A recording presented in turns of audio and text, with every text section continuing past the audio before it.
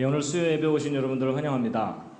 오늘 말씀이 앞에 있는데요. 함께 한번 읽으시겠습니다. 시작. 곧 내가 내 영광을 위하여 창조한 자를 오게 하라. 그들을 내가 지었고 만들었느니라. 나 여호와가 말하노라. 너희는 나의 증인, 나의 종으로 택함을 입었나니 이는 너희로 나를 알고 믿으며 내가 그인 줄 깨닫게 하려 함이라. 나의 전에 지음을 받은 신이 없었느니라. 나의 후에도 없으리라. 여기 말씀에 너희는 나의 증인 이렇게 되어 있는데, 증인은 증거를 가지고 있는 사람들을 증인이라고 합니다. 또는 증거를 알고 있는 사람들을 증인이라고 합니다. 이제 오늘 그 성경에 대한 또 다른 이제 증거를 이제 말씀드리려고 합니다. 먼저 옆에 있는 분들과 인사를 하시겠습니다. 반갑습니다. 잘 오셨습니다.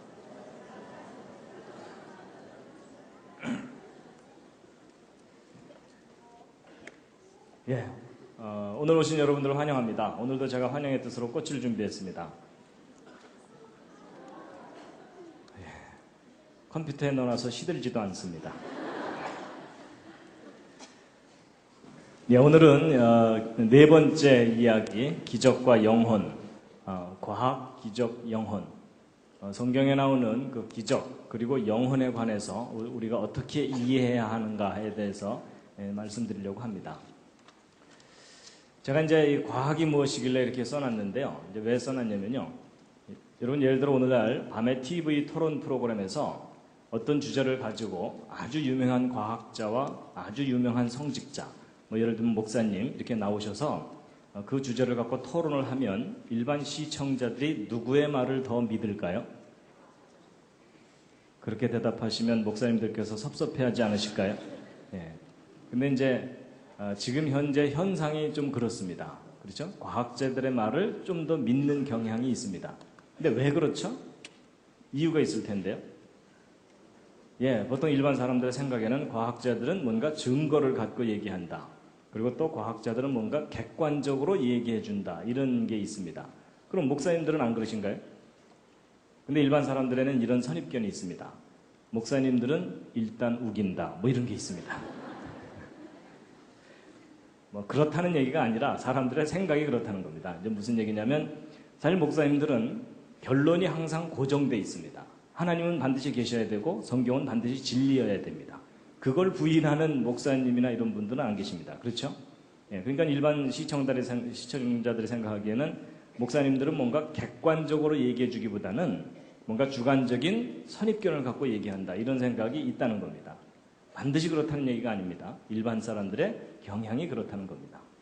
그런데 그런 만큼 오늘날 과학자들의 영향력이 큰 시대가 됐습니다. 그래서 과학자들이 하는 말은 거의 무비판적으로 믿습니다. 최근의 사건 빼고는요.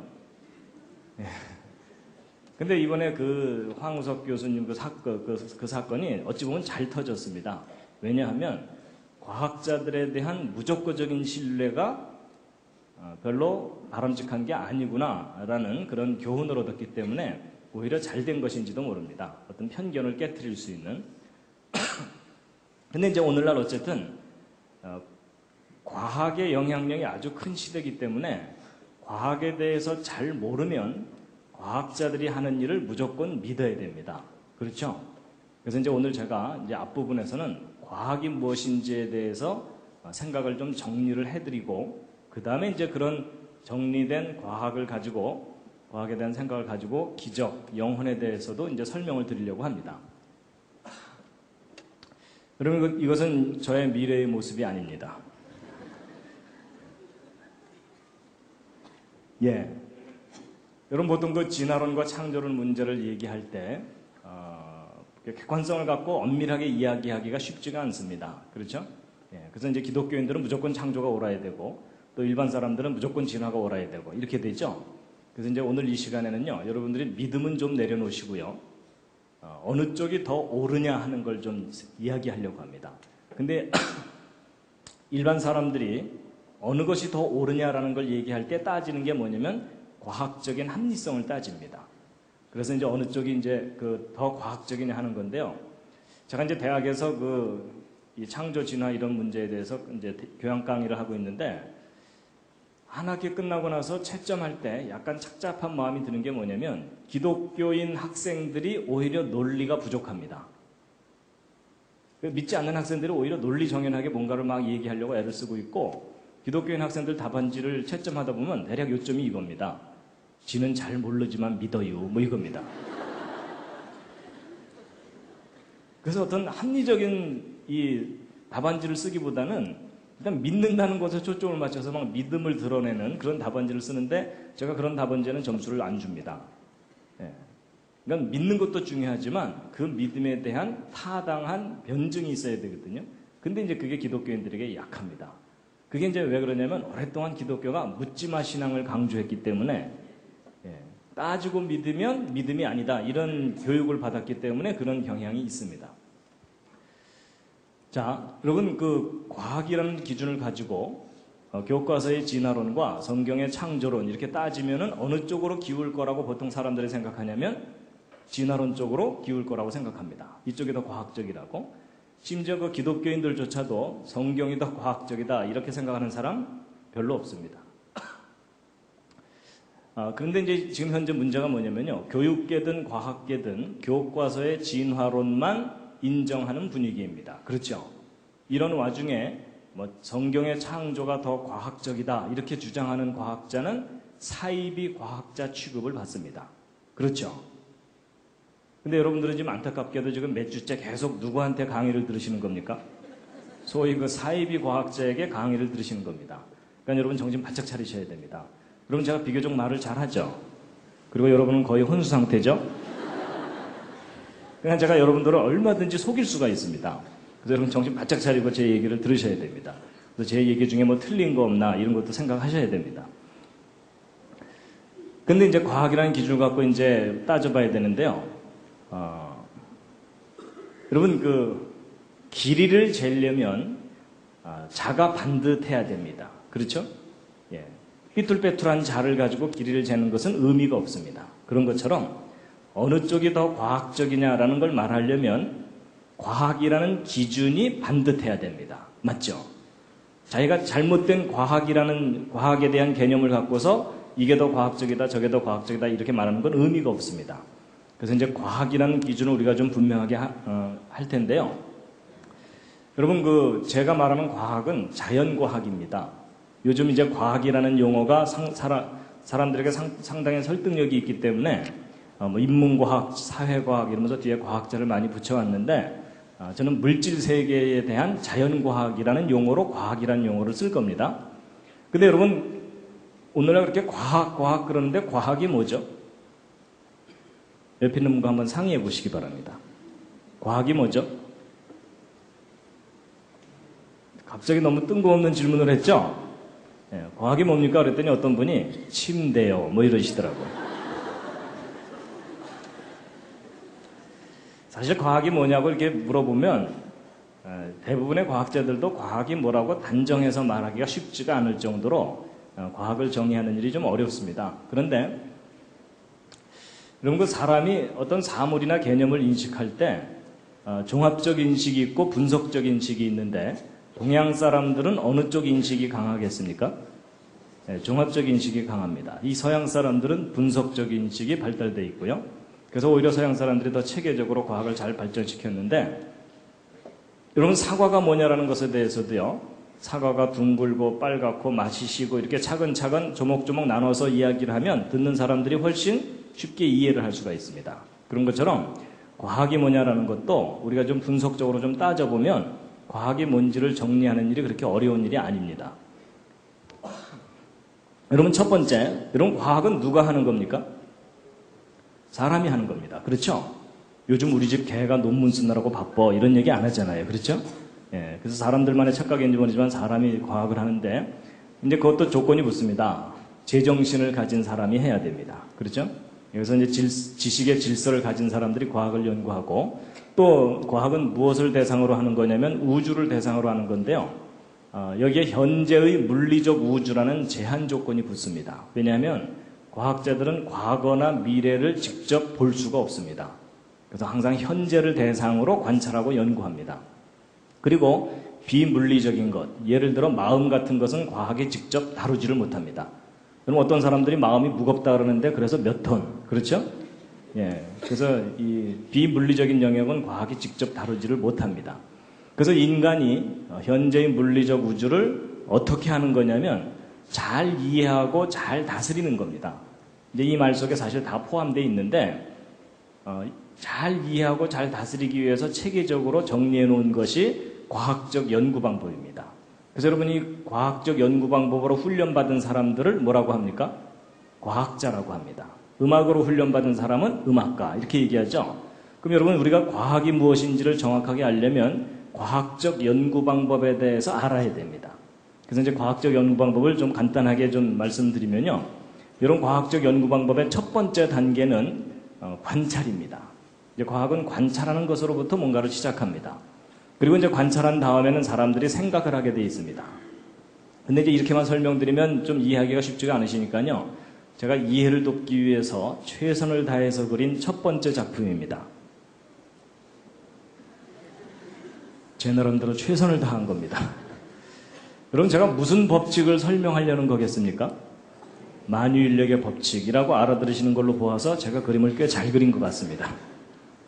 이런 사과나무에서 사과가 떨어지는 걸 보고서 뉴턴이 만유인력의 법칙을 발견했다. 이런 말이 있죠? 자, 그럼 이제 이걸 보시면서 정리를 해보시면요. 이런 과학적 연구의 첫 단계가 뭐라 그랬죠? 관찰이라 그랬죠? 그래서 이제 사과나무에서 사과가 떨어지는 걸 관찰을 한 거예요. 근데 두 번째 단계가 뭐라 그랬죠? 생각이라 그랬죠? 근데 이제 두 번째 단계인 생각이 참 중요합니다. 그럼 보통 사람들은 이거 떨어지는 걸 보면 무슨 생각할까요? 예, 먼저 가서 주워 먹어야지. 이런 생각이 강하게 드시는 분들은 가능한 한 과학계로 오지 마시기 바랍니다. 괜히 와서 속썩이지 마시고 딴 데 가서 열심히 살아주시기 바랍니다. 예, 하나라도 내다 팔아야 되겠다. 장사하시기 바랍니다. 경영, 경제 쪽으로 가주시고요. 노래가 나온다. 음악 하시면 되고 그림을 그리고 싶다. 이러면 미술 쪽으로 가시면 됩니다. 이런 과학자들은 이거 떨어지는 걸 보면 무슨 생각을 할까요? 저게 왜 떨어질까? 이걸 생각하는 겁니다. 바로 그 점이 중요합니다. 왜 그럴까 하는 건데요. 여러분, 왜라는 걸 생각하는 이유가 뭐냐면 인과율이라는 걸 믿기 때문에 그렇습니다. 저 인과율이 뭐냐면 어떤 결과에는 반드시 원인이 있다 이겁니다. 지금 제가 강의 시작하자마자 기절하신 분들은 원인이 있는 겁니다. 그렇죠? 예, 오늘 하루 너무 피곤하셨거나 아니면 문과거나. 그래서 여러분 과학적이라는 말을 다른 말로 대체한다면 가장 어울리는 말이 뭐냐면 저 인과율입니다.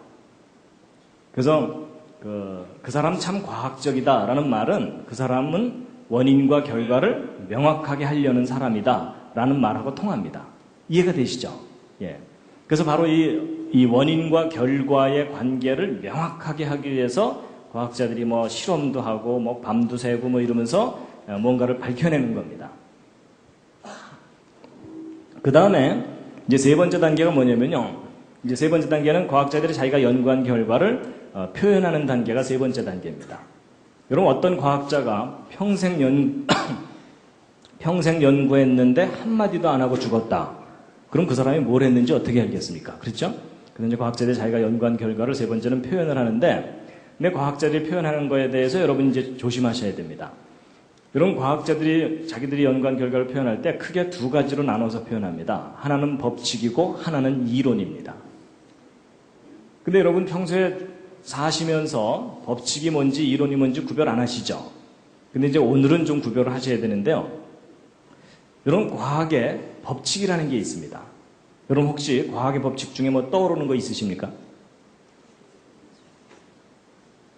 과학의 법칙 중에 무슨 법칙이 있죠? 질량보존의 법칙, 또 만유인력의 법칙, 또 관성의 법칙, 또 지금 방언이 계속 나오고 있습니다. 또 거기까지가 한계죠? 예. 예, 과학의 법칙이 있고요. 근데 어떤 분들은 이제 과학의 법칙 그러면요, 머피의 법칙 뭐 이러는데 그건 아닙니다. 예, 그건 과학의 법칙이 아닙니다. 그 다음에 여러분 과학에는 이론이라는 게 있습니다. 이론 중에 혹시 뭐 떠오르는 거 있으십니까? 진화론, 또 상대성 이론, 예, 그건 내용은 잘 몰라도 사람들이 제목은 알고 있습니다. 그 다음에 또 뭐 양자론, 그리고 한계적, 그렇죠? 예. 근데 이제 보세요. 여러분 과학에서 어떤 건 법칙이라고 하고 어떤 건 이론이라고 하거든요. 그래서 예를 들어 만유인력의 법칙 이렇게 얘기하지 만유인력의 이론 이렇게 얘기 안 합니다. 그리고 이제 널리 알려진 것 중에 하나가 이제 빅뱅 이론이 있잖아요. 이 우주가 맨 처음에 뻥 터지면서 시작됐던 빅뱅 이론. 근데 그 빅뱅 이론은 빅뱅 이론 이렇게 얘기하지 빅뱅의 법칙 이렇게 얘기 안 합니다. 그러면 그렇게 구별한다는 것은 무슨 기준이 있으니까 구별하겠죠. 그 기준이 뭘까요? 그게 중요한데 그게 뭐냐면 실험적인 증명입니다. 실험적인 증명. 쉽게 얘기하면 다시 눈으로 확인할 수 있는 것 이겁니다.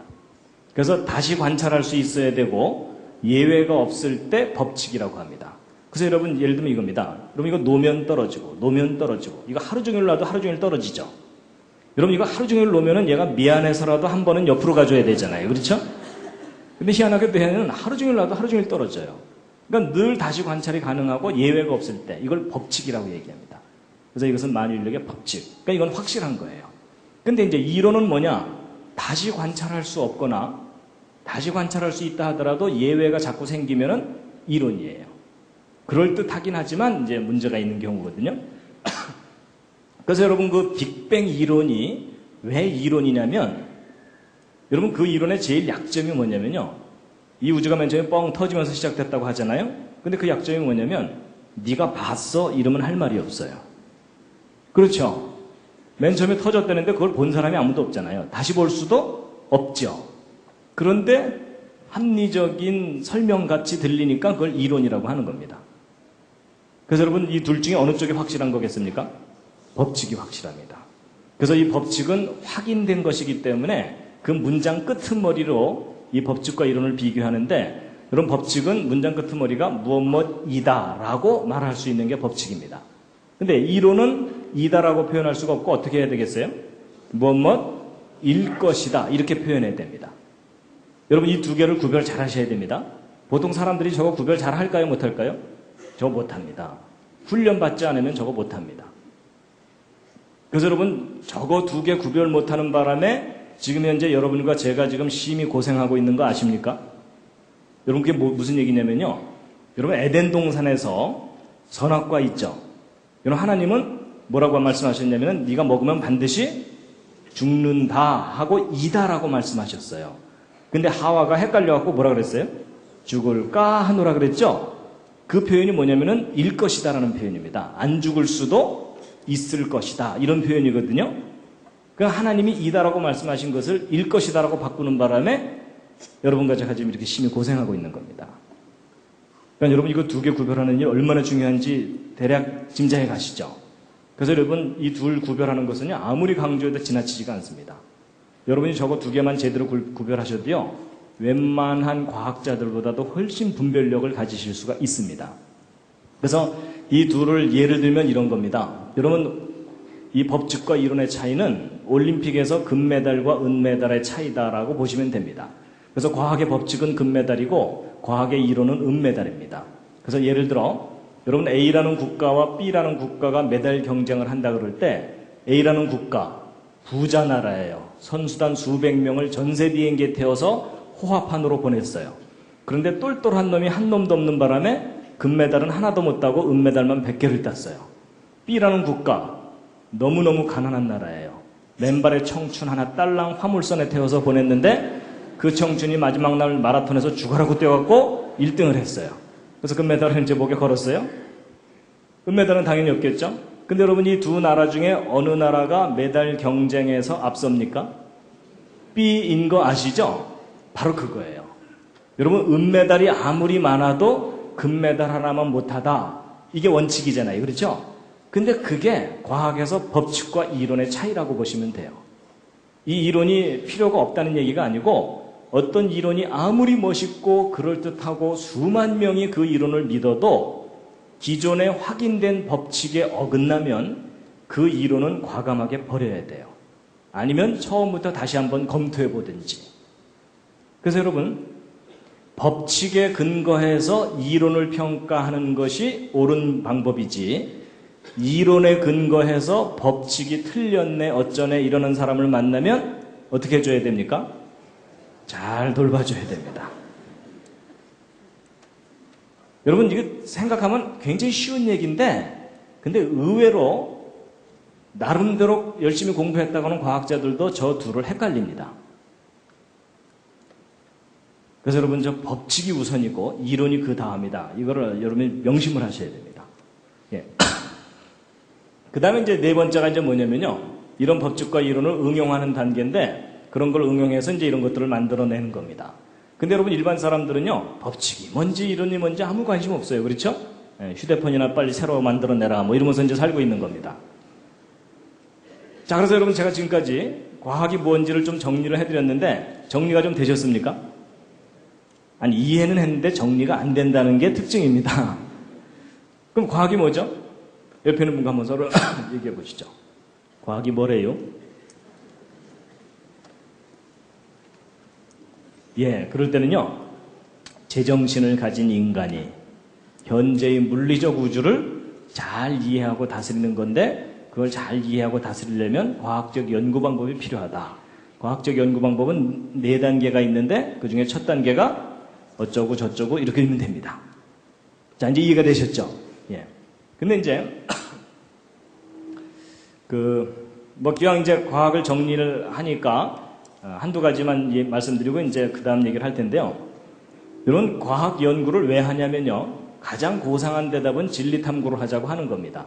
좀 더 보편적인 대답은 행복하자고 하는 거죠. 근데 예전에는 인간만 행복하면 된다고 생각하다가 환경과 생명체가 다 중요하다, 이런 공존의 논리가 지금 생겼습니다. 근데 여기서 이제 중요한 게 뭐냐면요, 여러분, 과학을 연구하면 편리함이 얻어집니까? 평안함이 얻어집니까? 편리함이 얻어지죠. 근데 여러분, 행복하려면 편리함이 필요합니까? 평안함이 필요합니까? 둘 다 필요합니다. 여러분, 집이 머신 분 오늘 이 수요 예배 오시느라고 집에서부터 걸어왔다. 행복하시겠어요? 그래서 여러분, 우리 하도 고상하다 보면은 평안함만 중요하고 편리함이 중요하지 않다고 생각할 수도 있는데 아닙니다. 둘 다 중요합니다. 그렇죠? 근데 문제는 오늘날 사람들이요, 편리함을 얻기 위해서는 과학을 발전시켜야 된다는 건 너무나 잘 알아요. 맞죠? 근데 이 평안함을 얻기 위해서는 어떻게 해야 되는지를 잊어먹어 버렸어요. 그렇죠? 근데 이제 희한하게도 현대인들이 편리함은 참 많이 얻는데 뭘 잃어버렸습니까? 평안함을 잃어버렸습니다. 그래서 결코 행복하지가 않습니다. 그래서 이 둘을 균형을 맞추는 일이 참 쉬운 일이 아니죠. 그렇죠? 예. 자, 이제 그 다음 이야기들이 더 있긴 한데요, 이거 다 했다가는 오늘 2시간 이상을 해야 되기 때문에 제가 좀 줄이면서 하겠습니다. 여러분, 이것도 이제 중요한 부분인데, 저는 기침이 조금 아직 안 나서 가끔 이렇게 울컥울컥 하더라도 좀 양해해 주시면 감사하겠습니다. 여러분, 우리가 이제 구별해야 되는 게 뭐냐면요, 과학과 과학주의를 구별하셔야 됩니다. 여러분, 제가 보통 이렇게 성경을 과학적으로 이렇게 설명하고 이렇게 증거를 하고 다니다 보면요, 가끔 아주 보수적인 입장을 가진 목사님이나 장로님들이 성경 무조건 믿으면 됐지 뭘 따지고 믿으려고 그러느냐, 이런 얘기를 하시는 경우가 있거든요. 근데 여러분, 그건 오해입니다. 여러분, 한번 생각해 보세요. 여러분, 이 우주 만물을 창조하신 분이 하나님이시죠. 그럼 하나님께서 이 우주의 법칙과 질서를 부여하셨죠. 근데 과학은 무엇을 하는 거냐면 이 우주의 법칙과 질서를 발견해내고 이해하는 겁니다. 그렇다면 여러분, 과학을 연구하면 당연히 어떤 결론이 나오게 돼 있냐면 하나님이 계시다는 것과 이 세상이 창조되었다는 것, 그리고 성경이 진리라는 것이 반드시 드러나게 돼 있습니다. 근데 문제는 과학이 잘못된 게 아니라 잘못된 과학주의가 잘못된 겁니다. 그래서요, 과학은요, 하나님이 창조하신 여러 가지 영역 중에 하나입니다. 이런 많은 영역 중에 하나입니다. 여기에 지금 자기 전공이 없다고 해서 너무 섭섭해하지 마시기 바랍니다. 칸이 모자라서 몇 개만 쓴 겁니다. 그래서 여러분, 우리가 버려야 되는 건 과학주의를 버려야 되지 과학을 버리면 안 됩니다. 여러분, 오늘날 기독교가 과학을 무시하면서 왔기 때문에 오히려 큰 손해를 봤습니다. 학교에서 진화론을 과학인 것처럼 가르치는 것에 대해서 교회가 지금 아무 말도 못하고 있습니다. 니네들이 뭘 아냐 이러면은 별로 할 말이 없어요. 그렇죠? 예. 그래서 여러분 과학이라는 엔진을 떼어놓고서 신앙을 가져서는 안 됩니다. 신앙의 기초가 과학이어야 될지도 모릅니다. 자, 이제 제가 좀 지루하지만 앞부분에 이렇게 쭉 그 과학에 대해서 정리를 했는데요. 별로 어렵진 않으셨죠? 예, 들을만 하셨죠? 예. 그래도 표정은 오늘은 되게 딱딱하네 이러시는 잠시 기지개 한번 켜시겠습니다.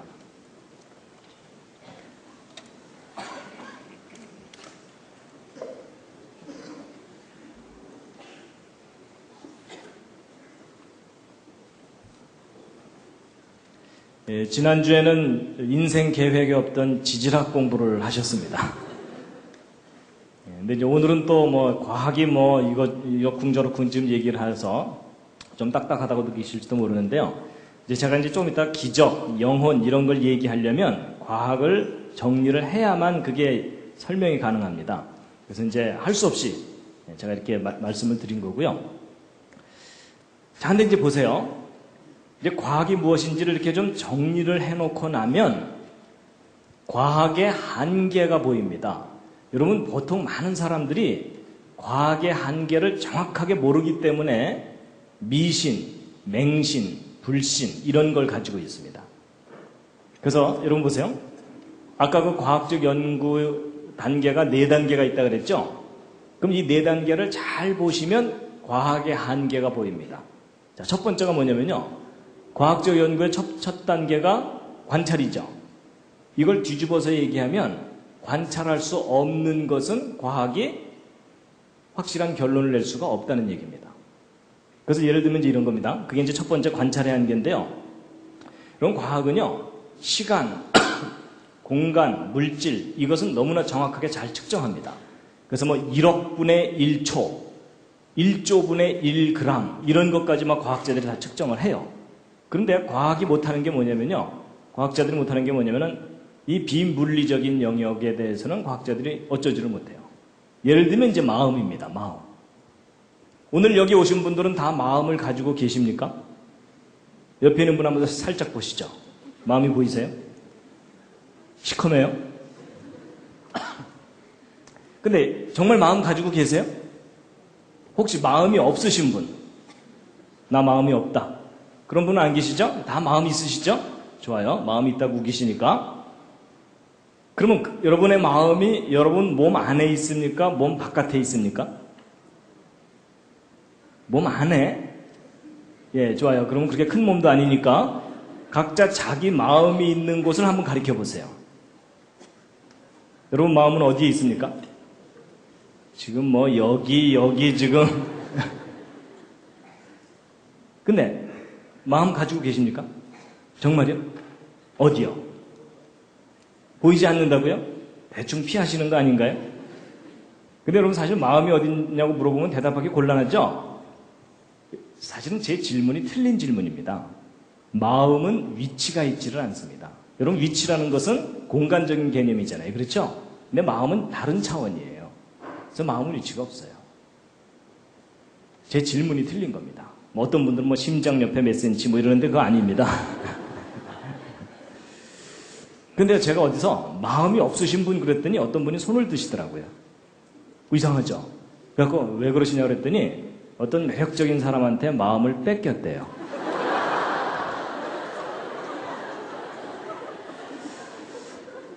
그래서 저도 뭐 할 말이 없어갖고 조만간 도로 찾으시죠. 뭐 이러고 이제 그러고 말았는데요. 그러니까 여러분 사실 뭐 그런 경우 빼고 마음은 다 있다고 믿잖아요. 그렇죠?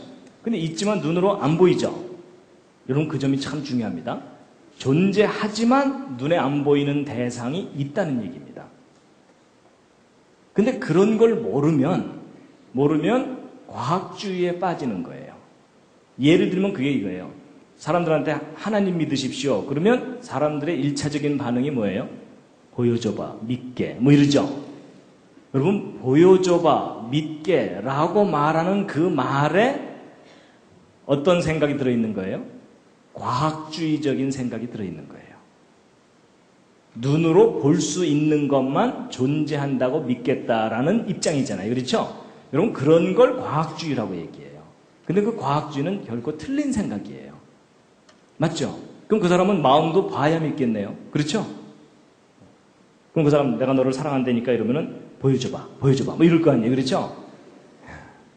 그래서 여러분 이 과학은 관찰할 수 있는 범위 내에서만 무언가를 한다는 걸 모르면 뭐든지 다 관찰해야 된다고 생각하는 그런 걸 과학주의라고 얘기하는 겁니다.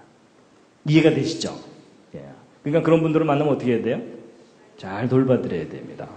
예. 과학의 한계를 모르는 사람이거든요. 그 다음에 이제 그래서 마음은 심리학이라는 영역에서 따로 다루고요. 물론 이제 과학이 좀 도움을 주기는 합니다. 그 다음에 이제 정신이라든지 영혼 이런 것도 있습니다. 여러분 영혼. 영혼은 이제 좀 이따 제가 말씀드릴 거고요. 그 다음에 이제 과학의 또 다른 한계가 뭐냐면요. 여러분 증명한 것만 이다라고 할 수 있다는 얘기죠.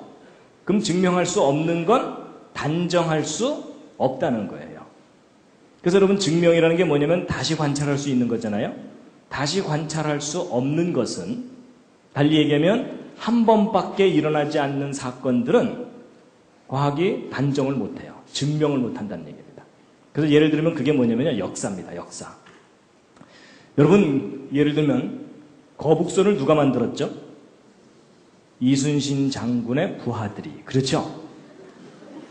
그분이 직접 대패질 하셨겠어요? 그렇지만 이제 우리는 대표성을 갖고 이순신 장군이 거북선을 만들었다 이렇게 이제 알고 있죠? 근데 여러분 보세요. 여러분 이순신 장군이 거북선을 만들었다는 걸 여러분이 어떻게 그렇게 확신을 하세요? 직접 보셨어요? 안 봤죠? 근데 여러분이 어떻게 이렇게 확신을 하세요? 드라마에 나오니까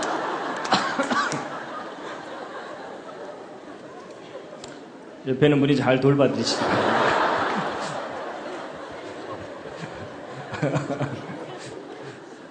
그럼 드라마에 나오면 다 믿어야 되나요?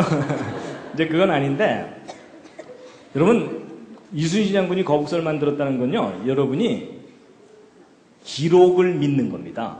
역사의 기록을 믿는 거지 사실을 확인하는 게 아니에요. 맞죠? 그래서 여러분 역사는 믿음의 대상입니다. 믿음의 대상. 사실 확인의 영역이 아니에요. 역사는 되풀이되지가 않거든요. 그렇죠? 그래서 여러분 이순신 장군이 거북선을 만들었다는 것은 여러분의 믿음이지 확인할 수 있는 게 아니에요. 맞죠? 그런데 이제 한국에 살면서 이순신 장군이 거북선 안 만들었을 걸 이러고 돌아다니면 돌 맞습니다. 그런데 여러분 혹시 이런 거 아세요? 여러분 예전에 우리나라 역사 삼국시대 배울 때 막 고구려 백제 신라가 한반도하고 만주 땅에 걸쳐서 있었다 이렇게 배우셨죠? 그렇죠?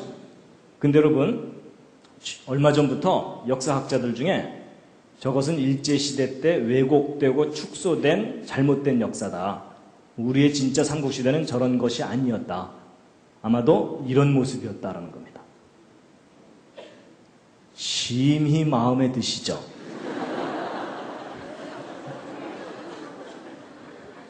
그렇죠?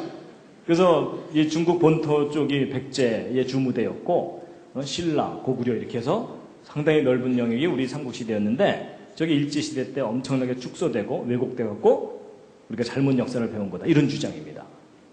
근데 여러분 저 둘 중에 어느 쪽이 진짜 우리 역사일까요? 아마 이 오른쪽 이야기를 오늘 처음 듣는 분들은 야, 기분은 좋지만 황당하다 이런 생각 드시죠? 근데 여러분 이 오른쪽을 주장하는 사람들이 구체적인 근거들을 제시하거든요. 인터넷에도 요즘 볼 수 있어요. 근데 그런 걸 이렇게 하나 둘 읽다 보면요. 저 오른쪽 주장이 더 그럴듯해 보여요. 그럼 여러분 저 둘 중에 어느 쪽이 진짜 우리 역사예요? 예, 여러분의 심정으로는 오른쪽입니다. 그렇죠? 근데 여러분의 지식으로는 왼쪽이죠? 근데 여러분 저 둘 중에 어느 쪽이 사실인지는 직접 확인할 길이 없어요. 그래서 역사관이라는 게 뭐냐면 어떤 관점을 갖고 역사를 바라보느냐 하는 그런 입장이거든요. 그러니까 역사관은 우리가 가질 수 있지만 역사를 확인할 수는 없어요. 그렇죠? 둘 다 우기기 나름이에요.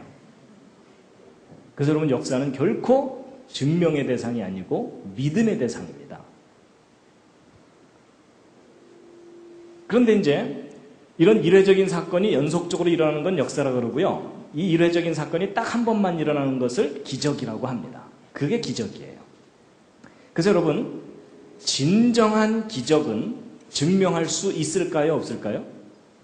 진정한 기적은 증명할 수 없습니다. 그렇죠? 예. 그래서 여러분, 기적 증명해봐, 믿게 이러는 사람을 만나면 또 잘 돌봐줘야 돼요. 기적은 그 정의상 증명할 수 없는 걸 기적이라고 해요. 이해가 되시죠? 예.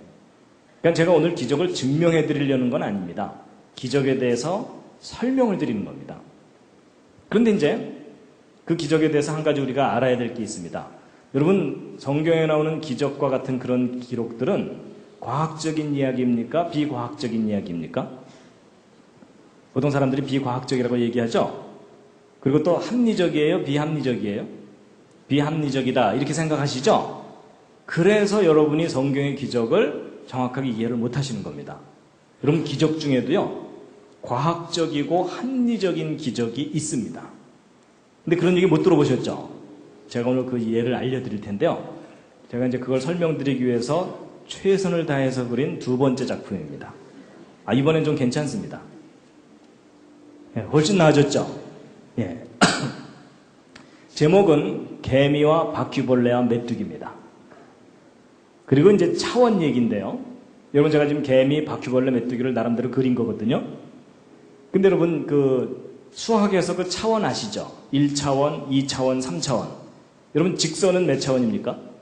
이게 1차원입니다. 1차원. 그 다음에 평면은 2차원. 그 다음에 공간은 3차원. 이제 그것만 이해하시면 됩니다. 여러분, 이 개미 1차원에 살고 있는 존재입니다. 그래서 이 개미는요, 선을 따라서만 평생 살고 선 바깥에 뭐가 있다는 걸 몰라요.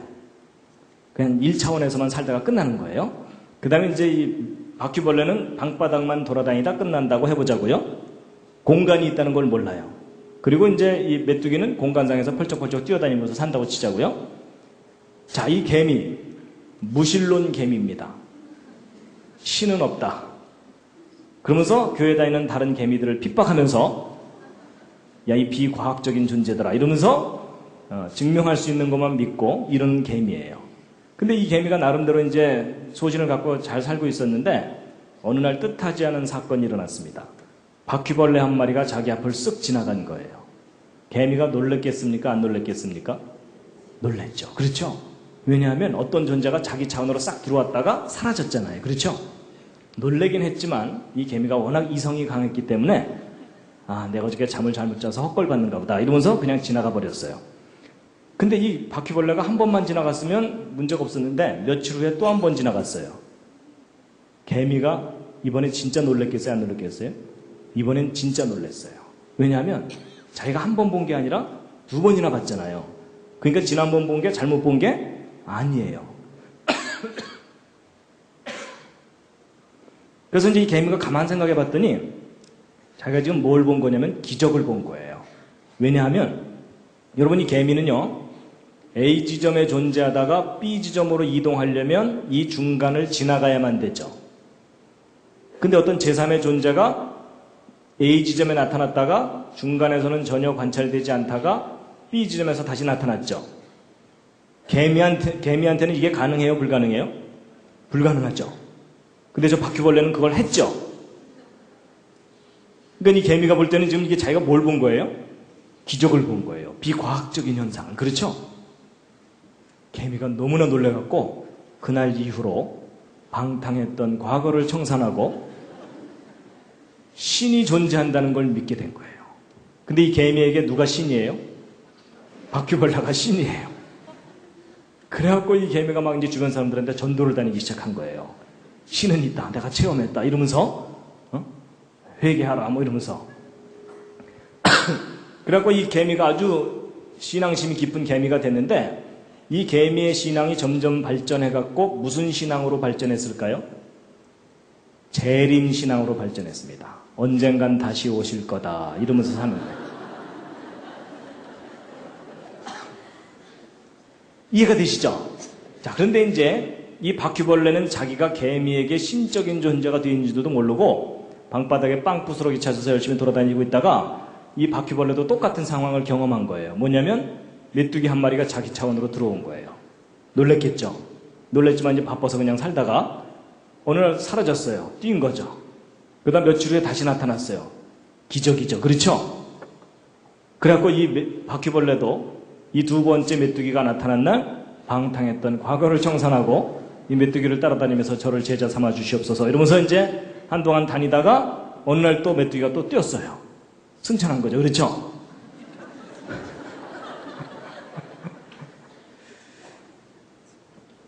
그래갖고 이 바퀴벌레도 점점점 신앙이 발전해서 무슨 신앙으로 발전했겠어요? 재림신앙으로. 언젠간 다시 오실 거다. 뭐 이렇게 되는 겁니다. 여러분 제가 상황 이해하셨죠? 자, 이제 정리를 해드리겠습니다. 여러분 이 메뚜기 입장에서 보면 이 개미가 바퀴벌레를 신으로 모시고 살고 있는 걸 보면 웃겨요, 안 웃겨요? 웃겨요. 그렇죠? 왜냐하면 이 메뚜기가 볼 때는 이거 다 그냥 상식적인 일이잖아요. 그렇죠? 근데 이 개미는 진지해요, 안 진지해요? 진지하다 못해 엄숙해요. 그렇죠? 그래서 이 개미는 그분의 이름을 함부로 부르지 말아라. 뭐 이러면서 그러니까 여러분 이 메뚜기가 볼 때는 모든 게 상식적이고 과학적인 일인데 이 개미가 볼 때는 다 비과학적이고 비상식적이고 다 기적이에요. 여러분 위 차원에서 아래 차원을 보면 다 그냥 상식이에요. 근데 아래 차원에서 위 차원을 볼 때는 다 기적이에요. 근데 제가 왜 이런 말씀을 드리냐면요. 여러분과 제가 이 개미나 바퀴벌레 같은 상황일 수 있다는 얘기입니다. 여러분과 저는 지금 현재 몇 차원을 살고 있냐면 3차원을 살고 있습니다. 그렇죠? 그래서 공간상에서는 얼마든지 휘젓고 살아요. 그렇죠? 네, 비행기 타고 왔다 갔다 하기도 하고 가끔 한 잔 들어가면 다 나와 뭐 이러면서 살잖아요. 그런데 여러분과 제가 뛰어넘지 못하는 차원이 적어도 하나 이상 있습니다. 우리가 잘 알고 있는 그 하나의 차원이 뭐냐면 시간이에요. 시간.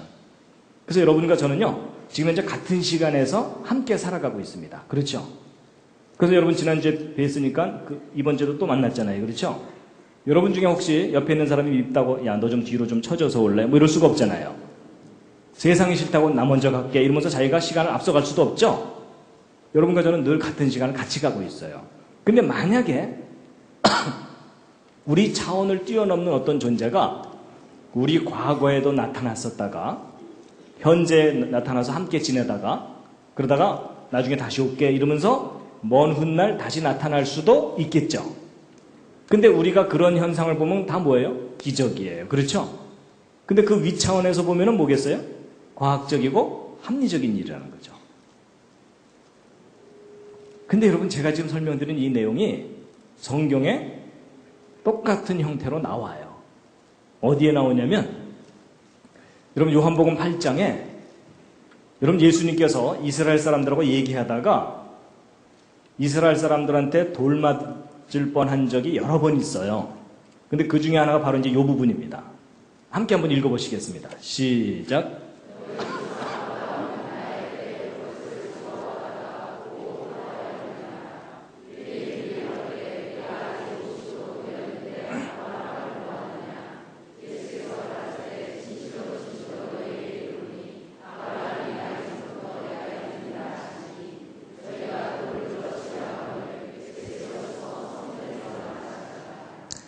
여러분 보세요. 예수님이 2000년 전에 이 땅에 오셨을 때에 이스라엘 사람들하고 얘기하다가 무슨 얘기를 했냐면 야 니네들 조상 아브라함이 태어나기 전부터 내가 이미 있었다 이 얘기를 한 거예요.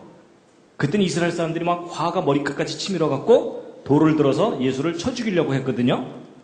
근데 여러분 내가 니네들 조상 아브라함보다 먼저 있었다는 말이 그렇게 돌로 쳐 죽일 정도로 그렇게 심각한 말인가요?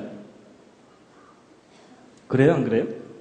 근데 별로 느낌이 안 오시죠? 네, 느낌이 안 오시는 이유는 저 말을 여러분이 아직 못 알아들어서 그러신 겁니다. 여러분 누군가가 여러분한테 내가 당신 할아버지 업어서 키웠어 이러면은 이제 느낌이 오시죠? 그 얘기예요. 여러분 예전에 시골에서는요 친구들끼리 막 놀다가 화나면은 상대방 아버지 이름을 막 부르는 거예요. 모욕하는 거잖아요. 그렇죠? 근데 그보다 더 심한 게 저거예요. 여러분 이스라엘 사람들 조상이 아브라함이잖아요. 근데 그 아브라함보다도 할아버지다 그 얘기를 하고 있는 거잖아요. 그렇죠? 그러니까 이스라엘 사람들이 막 화가 머리까지 치밀어 갖고 자기 조상을 모독한다 그래서 죽이려고 그러는 거예요. 이해가 되시죠? 상황이. 근데 여러분 예수님이 하신 말씀은 그 말이 아니고요. 예수님은 창조자이셨기 때문에 창조 때부터 계셨었고, 그렇죠? 그러다가 세월 지난 후에 지금 2000년 전에 이 땅에 오셔서 이스라엘 사람들과 좀 대화를 하고 계시는 거예요. 그러다가 예수님 또 뭐라 그러세요? 너희가 나를 한동안은 또 못 볼 거다. 내 마지막 때가 되면 내가 다시 올 거다. 그러셨죠? 근데 이스라엘 사람들이, 현실을 살고 있는 이스라엘 사람들이 그 말이 이해가 되어 하는데요. 그걸 이해를 못한 거예요. 조금 전에 이 개미가 바퀴벌레를 이해 못하듯이. 이해가 되시죠? 바로 이겁니다. 그러니까 여러분 이게 무슨 얘기냐면요. 내가 성경에 나오는 이 황당한 기적은 도저히 비과학적이라서 못 믿겠다라고 버티는 분들에게 아니다. 차원의 문제다라는 거예요. 우리보다 더 높은 차원이 있다면 충분히 가능한 일이다. 근데 여러분, 성경을 읽고 성경을 믿다 보면 우리가 경험하는 이런 세상, 그 이상의 세상이 있다는 것을 성경이 우리에게 얘기합니다. 맞죠? 그래서 여러분, 우리가 경험하는 것만이 전부다라고 생각하는 사람을 뭐라 그러냐면 닫힌 세계관을 갖고 살고 있다. 이렇게 얘기합니다. 쉽게 얘기하면 우물안 개구리 뭐 이런 얘기입니다. 그런데 아니다. 우리가 경험하는 세상보다도 더 이상의 세상이 있다라는 것을 열린 세계관을 갖고 있다라고 얘기합니다. 근데 예수님은 이 땅에 오셔서 우리에게 무엇을 얘기하셨냐면 열린 세계관을 갖고 살아라라고 이 얘기를 하시는 겁니다. 그러니까 내가 지금 현재 경험하는 건 내에서 해결돼야 믿겠다고 하는 것도 과학주의입니다. 근데 성경은 그 과학을 뛰어넘는 이야기를 하고 있다는 겁니다. 이해가 되시죠? 그래서 여러분 성경에 나오는 기적은 황당하기 때문에 절대 못 믿겠다 이러는 분들에게 바로 이 비유를 좀 설명을 드리면 이해를 좀 하시더라고요. 그래서 이게 그 불후의 명작 개미와 바퀴벌레와 메뚜기입니다. 그래서 이 기적을 못 믿겠다고 하는 분들에게 어느 정도 설명하면 효과가 있으니까 앞으로 좀 사용해 보시기 바랍니다. 자, 잠시 기지개 한번 켜시고요. 옆에 있는 분 안마를 해드리도록 하겠습니다. 좌향좌 하셔서 옆에 있는 분 반갑습니다. 네.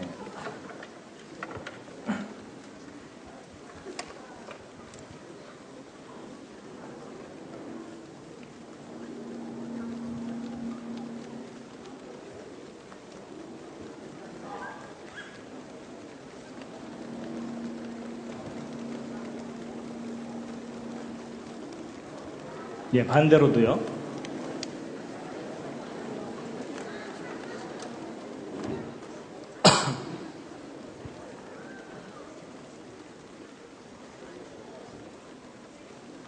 대충 하시면 안 됩니다. 옆에 있는 분이 오케이 할 때까지입니다. 예, 혼자 계신 분들은 혼자서라도 좀 이렇게 좀 몸을 좀 풀어주시고요. 예.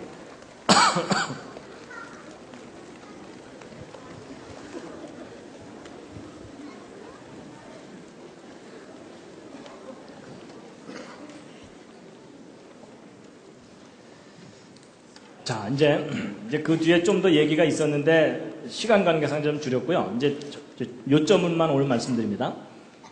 여러분, 예수님의 기적. 이제 이걸 어떻게 합리적으로 이해할 수 있겠느냐 하는 건데요. 여러분, 예수님이 무리를 걸어가시고 물로 포도주를 만드시고 이런 거 믿으십니까?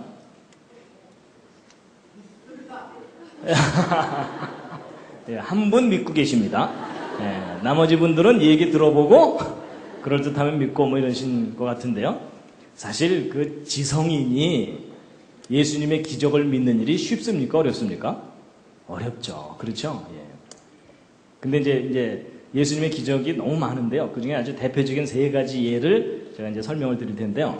여러분, 예수님의 첫 번째 기적이 바로 뭐냐면 갈릴리 가나 지방에서 결혼식이 있었는데 결혼식 중간에 포도주가 떨어진 거예요. 그러니까 흥이 깨지니까 예수님이 짠 하고 나서셔서 물로 포도주를 만들어 주신 사건입니다. 아시죠? 예. 그래서 이제 뭐 이건 내용을 아시니까 제가 이제 결과만 말씀드릴 텐데요. 이것이 이제 예수님의 첫 번째 표적이거든요. 첫 번째 기적. 그래서 여러분 예수님의 데뷔하신 겁니다. 이게. 예. 데뷔하신 건데 이제 물로 포도주를 만드신 거예요. 근데 여러분 그 갈릴리 가나의 갈릴리 가나의 기적을 기념해서 만든 교회라고 합니다. 이것이. 성지순례 가면 여기를 보실 수 있다고 하는데요. 근데 여러분 물로 포도주를 만들었다. 믿어지세요? 믿기 어렵습니다. 그렇죠? 문과분들은 그래도 믿을 수도 있어요. 물이 좀 상했는가 보다. 뭐 이렇게 생각하면 되니까. 근데 이과는 안 돼요. 왜 안 되는지 아세요? 여러분 물이 포도주로 됐다는 것을 화학적으로 따지면 H2O가 C2H5OH로 변한 거예요. 없던 탄소 생겼죠. 수소 숫자 안 맞죠. 엉망이에요. 그렇죠? 여러분 이건 과학적으로 따지면 뭐에 어긋나요? 화학 반응의 법칙이 어긋나요. 그렇죠? 여러분 이론도 아니고 법칙이 어긋나는 거예요. 여러분 아까 법칙은 반드시 똑같은 결과가 나타나는 걸 법칙이라고 그랬잖아요. 그렇죠? 법칙이 어긋나는 거예요. 저걸 어떻게 믿냐고요. 근데 교회 다니면 저건 믿어야 돼, 안 믿어야 돼요? 믿어야 되니까 이게 이제 문제예요. 그렇죠? 예. 근데 이제 여러분 이건 여담입니다만 제가 이제 예수님의 첫 번째 기적 때문에 좀 고민을 했었어요. 왜냐하면 왜 예수님께서 이 땅에 오셔서 제일 첫 번째 하신 사업이 양조 사업일까?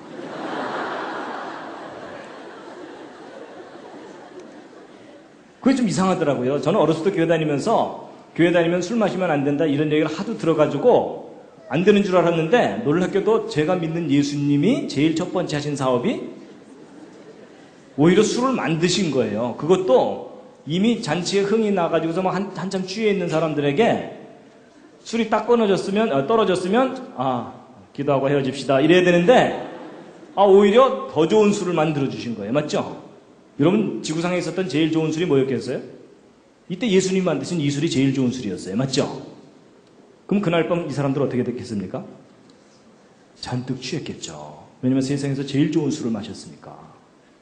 물론 이제 그 다음날 일어날 때 뒷골이 땡기거나 이러진 않았을 거예요. 그렇죠? 워낙 좋은 술이었기 때문에.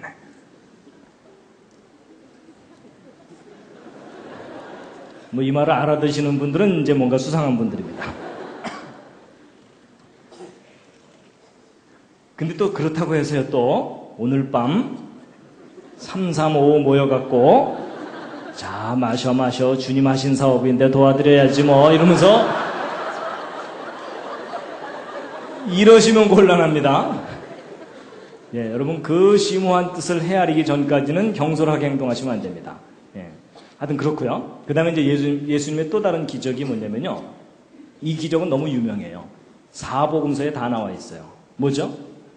예, 오병이어의 기적인데요. 예수님을 따라다니는 팬들이 많아갖고 어느 날 팬 관리 차원에서 그냥 배불리 먹여주신 거예요.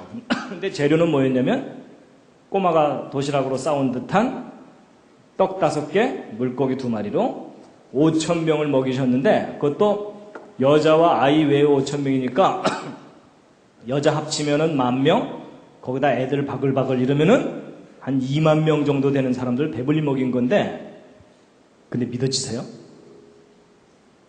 근데 여러분 이 오병이어의 기적은 과학으로 따지면 무슨 법칙이 어긋납니까? 이게 그 유명한 질량 보존의 법칙이 어긋나요. 그렇죠? 아니 여러분 생각해 보세요. 떡 5개 고기 2마리 그래봤자 요만하잖아요. 근데 2만 명을 배불리 먹이려면 여기 가득하게 음식이 있어야 되는 거 아시죠? 질량 보존의 법칙이 어긋나요. 근데 여러분 저걸 어떻게 믿을 수 있어요? 그랬더니 어떤 분이요 이렇게 얘기하더라고요. 그게 아마 버스만한 떡 5개하고 고래 2마리였을 거다. 뭐 이런 얘기 하시더라고요. 고래 2마리. 근데 그렇게 설명하면 될 것 같지만 문제가 뭐냐면 그게 애 도시락이냐 이거죠. 꼬마가 고래 끌고 오면서 엄마가 싸줬어요. 뭐 이거 좀 이상하잖아요. 그러니까 그것도 말이 안 되고요. 그 다음에 예수님의 또 다른 기적이 뭐냐면 이제 저 이적을 베푸신 후에 예수님이 제자들을 이제 배를 태워서 먼저 갈릴리 바다를 건너가게 하셨어요. 그리고 이제 밤에 혼자서 바다 위를 걸어오신 거예요. 그렇죠? 여러분, 이거는 과학적으로 따지면 무슨 법칙이 어긋납니까? 이건 좀 어려운데요. 부력의 법칙이 어긋납니다. 그렇죠? 부력 법칙. 그러니까 물보다도 가벼우면 떠야 되고 물보다 무거우면 가라앉아야 되는데 예수님은 분명히 이제 사람의 몸이니까는 가라앉아야 되잖아요. 그렇죠? 뭐 예수님이 빨리 헤엄쳐 왔다 이러면 좀 믿겠는데 걸어왔다고 하니까 부력 법칙이 어긋납니다. 그랬더니 또 어떤 분이 저걸 또 억지로 설명하려고 또 뭐라 그랬는지 아세요? 저게 왼발 빠지기 전에 오른발 뭐 이러면 된다.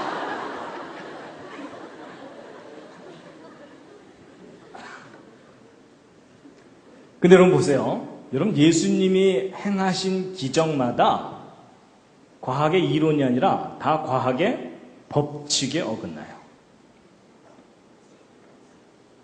아니 이론에 어긋나면은 그 이론이 틀릴 수도 있다 이렇게 얘기하면 되잖아요. 그렇죠?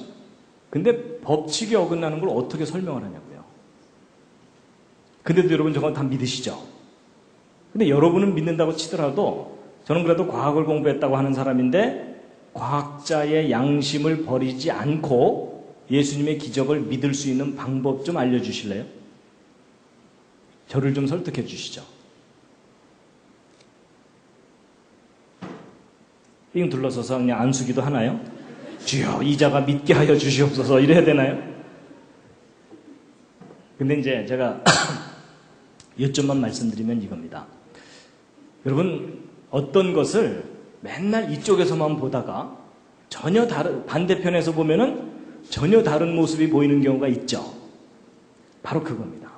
여러분 제가 예전에는요, 저 과학의 법칙에 어긋나는 저런 황당한 건 내가 절대로 못 믿겠다 이렇게 생각했었거든요. 근데 지금은 생각이 바뀌었어요. 어느 날 입장을 바꿔보니까는 저 기적이 깨달아지더라고요. 뭐냐면 여러분 저는 과학을 공부했기 때문에 과학의 법칙이 뭔지를 압니다. 절대로 예외가 없는 게 법칙이거든요. 그 법칙을 인간이 벗어날 수가 없어요.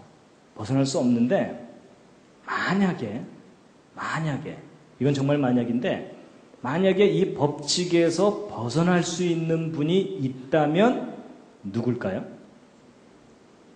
이 법칙을 정하신 분입니다.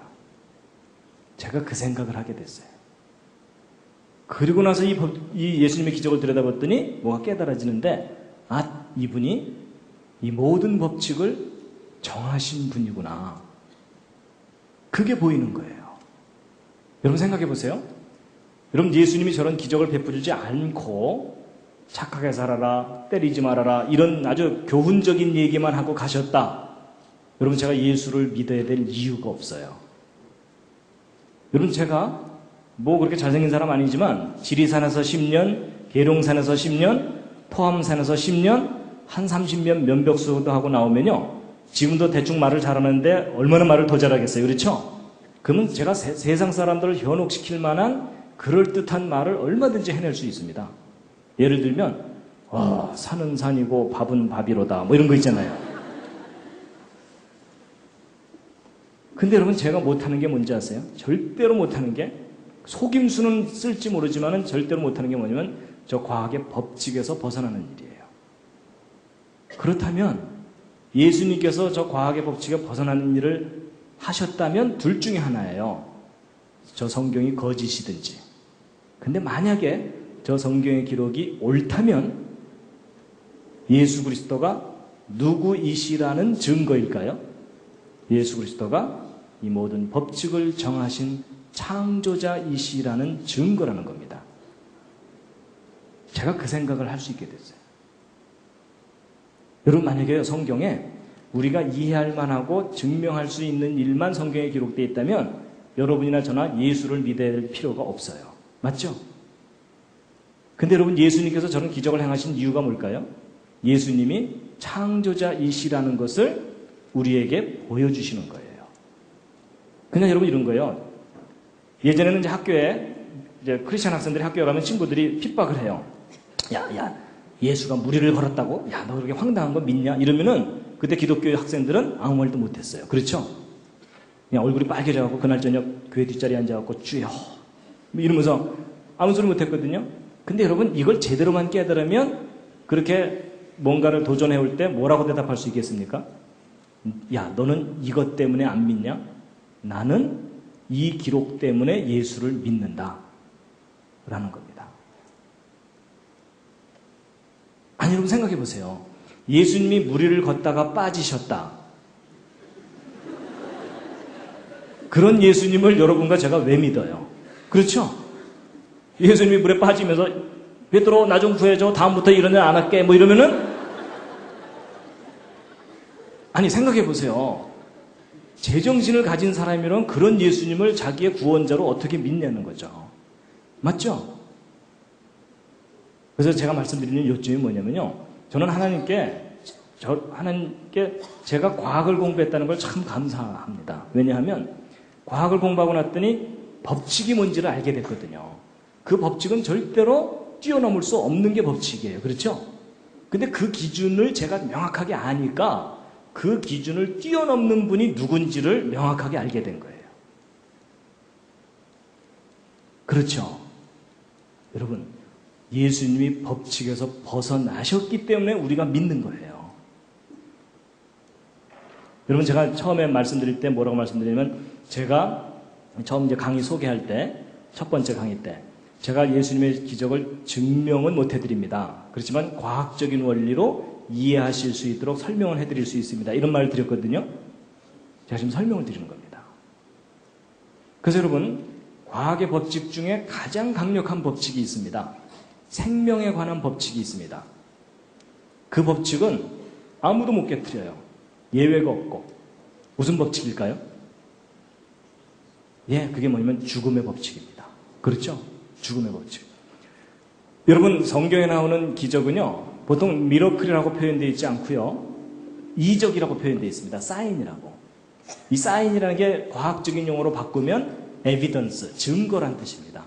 그러니까 예수님이 기적을 베푸신 것은 예수님이 창조자이시라는 것에 대한 증거다라는 뜻입니다. 근데 과학의 법칙 중에 가장 강력한 법칙이 죽음의 법칙입니다. 그렇죠? 그럼 제가 예언 하나 해드릴까요? 여러분 다 죽습니다. 그 예언은 반드시 맞아요. 틀릴 리가 없어요. 그렇죠? 여러분 예외가 없다는 게 법칙이라는 거 아시죠? 그래서 저 법칙이에요. 죽음의 법칙. 근데 저 법칙에서 벗어나신 분이 계시는 거예요. 누구죠? 예수 그리스도이세요. 그래서 제가 예수를 믿어요. 어떤 사람은요, 예수님의 기적을 증명해 보라 그래요. 그러면 자기가 믿겠다고. 그럼 여러분, 제가 만약에 어느 때라도 죽었다 다시 깨어날 수 있으면은 제가 예수를 믿을 필요가 있을까요? 없을까요? 없어요. 그건 더 이상 기적이 아니잖아요. 그렇죠? 나도 할 수 있는데. 여러분, 제가 증명할 수 없으니까 예수를 믿는 겁니다. 그래서 그렇기 때문에 2000년 전에 이 땅에 오셨던 예수님께서 우리에게 너무나 분명하게 하신 말씀이 바로 이 말씀인데 함께 한번 읽으시겠습니다. 시작. 예수께서 가라사대 나는 부활이요 생명이니 나를 믿는 자는 죽어도 살겠고 무릇 살아서 나를 믿는 자는 영원히 죽지 아니하리니 이것을 내가 믿느냐. 여러분, 저는 믿습니다. 저는 믿습니다. 아, 이분이 나를 구원하시는 분이구나. 나를 살리실 수 있는 분이구나. 그걸 믿습니다. 자, 그래서 이제 기적에 대해서 말씀드렸고요. 이제 영혼에 대해서 이제 말씀드릴 시간입니다. 예. 계속해도 되겠습니까?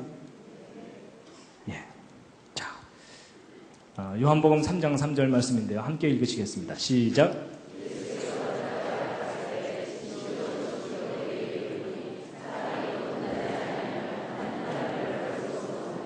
예, 사람이 두 번 태어나지 아니하면 하나님 나라를 볼 수 없다는 말은 천국을 못 간다는 겁니다. 그렇죠?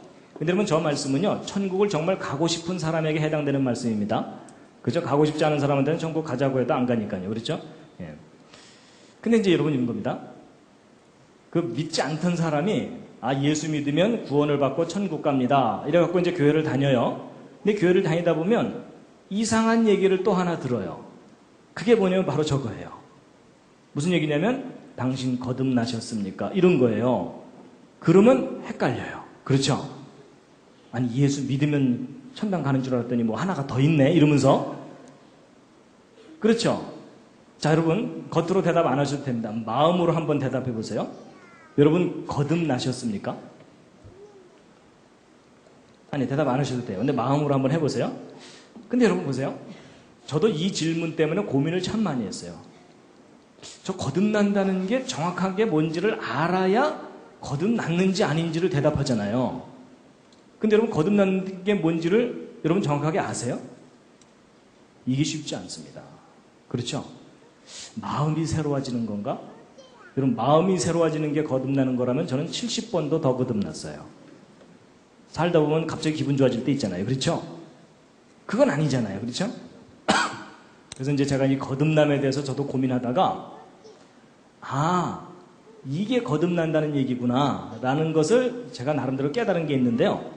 여러분, 제가 지금부터 말씀드리는 것은 정답은 아닐 수도 있습니다. 그렇지만 여러분들의 생각에 도움은 되실 겁니다. 거듭남의 비밀입니다. 조직의 비밀을 이제 알려드리는 겁니다. 자, 이 거듭남에 관한 이야기가 나온 배경이 있는데요. 일단 함께 읽으시겠습니다. 시작.